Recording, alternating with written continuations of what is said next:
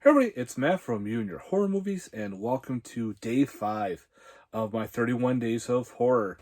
Yes, a review a day for 31 days. So, I'm bringing you an older film from 1987. This is put out by Code Red DVD and Dark Horse Entertainment, and it's actually getting a re-release. I think Kino Lorber will be re-releasing this Blu-ray again, so if you missed out on it, you have another chance to picking it up. And the film I'm talking about is one of my favorite creature features, Blue Monkey, also known as Insect. Now, with Blue Monkey, I remember having this on a bootleg because I just wanted this movie so much. And when they got released on a Blu-ray, so excited. So anyway, with Blue Monkey, you have this old lady. She has a greenhouse, tons of exotic flowers and everything, and she takes care of everything pretty well. Well, this older gentleman who happens to be like working on cars and electronics and shit comes to visit her and asks her out on a date, pretty much. So in the process of moving plants and whatnot, this one exotic plant that he touches, he gets kind of like stung. Doesn't think much of it because, maybe a thorn or something. Well, then he has a heart attack. He's rushed to the hospital and they start treating him. Then all of a sudden, lo and behold, he starts to code. And all of a sudden, while doing CPR, this white maggot-like worm comes out of his mouth. And while we're doing the shocking on his chest pretty much explodes, covered in blood everywhere.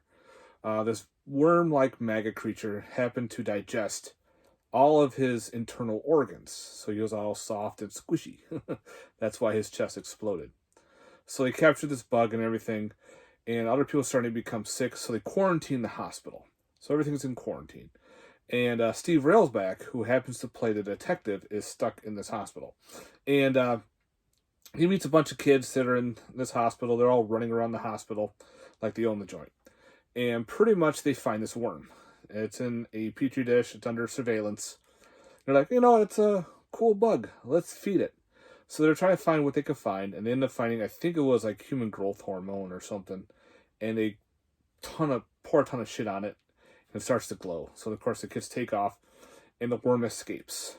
And now this worm cocoons itself, and turns out it's like a giant praying mantis, and it starts picking off people in the hospital, and cocooning a couple people to make a female creature, so then they can populate and create more eggs.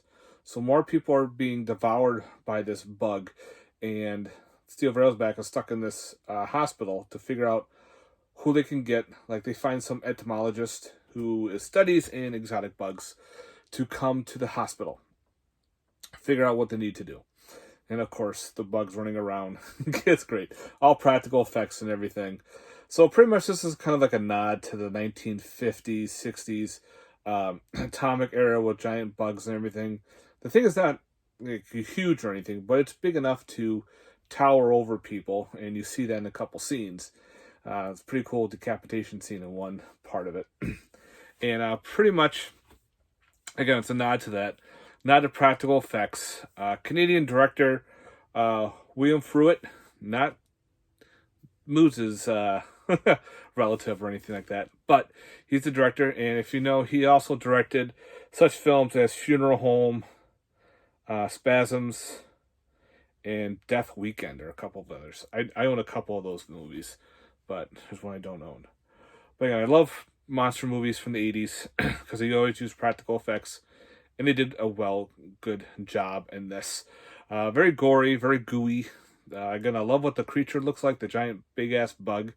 So yeah, you get yourself a cool bug in a hospital. So you got that cool hospital setting, where sick people are, and they're stuck. These people are stuck in this house, in this hospital. The government won't allow them to leave. If people try to leave, they actually shoot them and gun them down. So they're stuck. They got to figure out how they can stop this giant bug and cure everybody at the same time. So this has some special features. Trailer, behind new HD transfer from the original uncut 35mm negative, with extensive color correction. So there's not much anything with special features. So that's the back. And they got a kind of a cool, laser lab, which plays an effect, of course. That's usually what happens in a lot of these 80s movies. They'll put a specific item or a specific area that's like, oh, this is what we're working on, or we need the funds to fix this. Come to find out, this is going to play a very important role later down in the movie. They do that a lot in those 8 type of films. Again, if you like creature features, you like killer bug movies, this is right up your alley. Again, this is actually getting a re-release, so keep an eye on Amazon. You'll be able to pick up the re-release. It probably won't have the glow-in-the-dark slipcover, which I actually have in a different spot because I want to keep that slipcover safe. Got a cool glow-in-the-dark feel, but actually, I can show you what the glow-in-the-dark slipcover looks like. That's the glow-in-the-dark slipcover. Isn't that cool? Insect. I just have a broken Blu-ray behind it to keep it protected.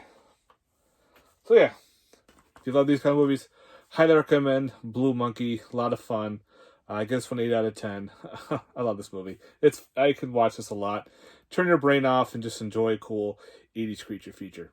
All right, guys, that is it for day 5 of my 31 Days of Horror. Let me know in the comments down below your thoughts, and please stay safe and stay tuned for more horror. Peace.